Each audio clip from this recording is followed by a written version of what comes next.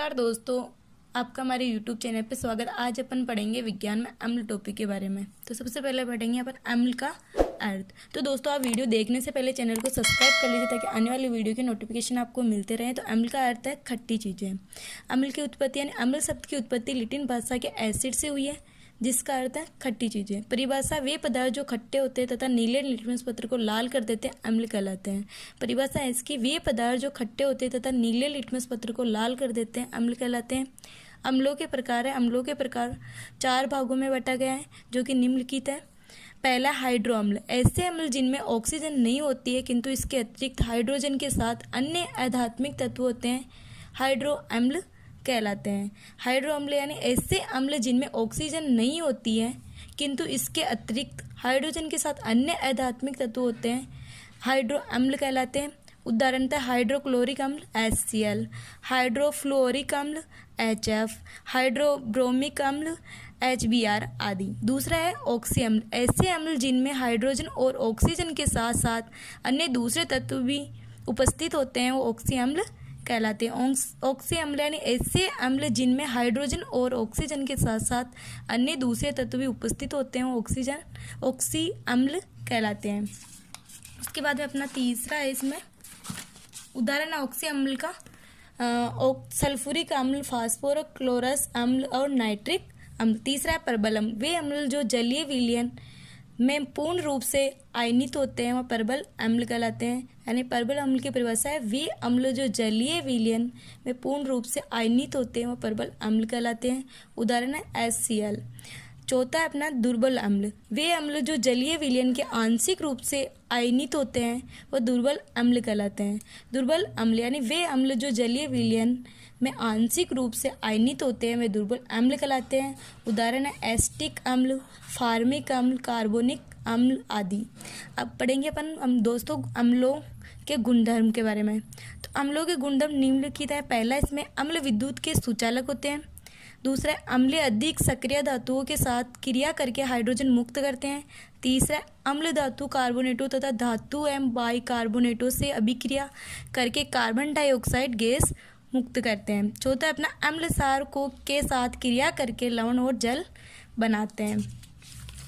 उसके बाद में अम्ल में जलना यानी परबल अम्लों को तनु करने के लिए सदैव हम लोग को धीरे धीरे जल में मिलाना चाहिए। जल को अम्लों में नहीं, क्योंकि यह अभिक्रिया उष्माक्षेपी होती है, जिस कारण अम्ल में जल मिलाने पर छलककर बाहर गिर जाता है तथा हानि पहुंचा सकता है।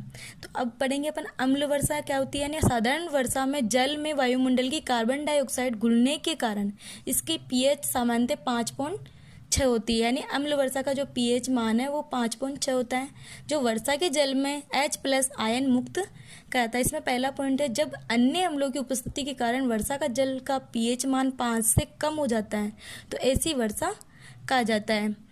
दूसरा अपना अम्ल वातावरणीय वायु में सल्फर डाइऑक्साइड और नाइट्रोजन ऑक्साइड जैसे नाइट्रस ऑक्साइड या नाइट्रिक ऑक्साइड वर्षा के जल में घुल जाते हैं एवं का निर्माण करते हैं, जिससे अम्लीय वर्षा के रूप में हो जाता है। तीसरा, अपना अम्ल वर्षा में मृदा की अम्लता बढ़ जाती है, जिससे पादप व जंतु जगत को हानि होती है। चौथा है अपना इसमें मृदा व पानी के अम्लीय होने से उपज पर वहाँ के जीव जंतुओं तथा वनस्पतियों पर भी प्रतिकूल प्रभाव पड़ता है। अब अम्ल और उनके स्रोत। तो ये अम्ल है, उसमें पहला है सैट्रिक अम्ल। सैट्रिक अम्ल। दूसरा प्राकृतिक, ये स्रोत हैं प्राकृतिक स्रोत। तो सैट्रिक अम्ल यानी इसमें आते हैं खट्टे फल, नींबू, नारंगी, टमाटर आदि सैट्रिक अम्ल में आते हैं। दूसरा एसिटिक अम्ल यानी फलों के रस में, सुगंधित तेलों में। और फार्मिक एसिड, इसमें लाल चींटी, बर्रो एवं बिच्छू में आदि।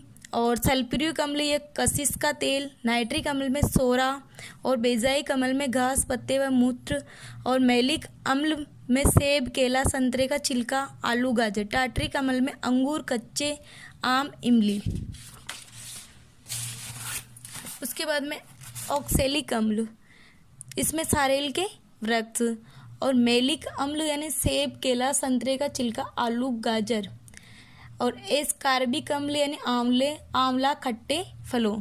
अब पढ़ेंगे अपन अम्लों के उपयोग। तो पहला इसमें अम्लों के उपयोग में है, अम्लों के उपयोग नीम है। तो इसमें पहला है हाइड्रोक्लोरिक अम्ल के उपयोग क्लोराइड तथा क्लोरीन गैस बनाने में। दूसरा है कलई से पहले लोहे की चादरों को साफ करने के लिए।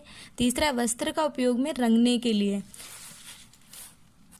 तो दोस्तों अपना अम्ल का टॉपिक हो कंप्लीट हो गया है। तो मैं आशा है कि हमारे द्वारा दी गई अम्ल किसे कहते हैं एसिड इन हिंदी की जानकारी आपको काफ़ी पसंद आई होगी। यदि आपको अम्ल किसे कहते हैं एसिड इन हिंदी की जानकारी पसंद आई हो तो इस अपने दोस्तों से ज़रूर शेयर करें। साथ ही साथ हमें कमेंट बॉक्स में लिखकर ये भी जानकारी ज़रूर दें कि आपको आगे कौन सा टॉपिक पढ़ना चाहोगे। धन्यवाद। तो आप हमारी वीडियो को सब्सक्राइब करिए, चैनल को सब्सक्राइब करें, लाइक करें, कमेंट करिए। जय हिंद।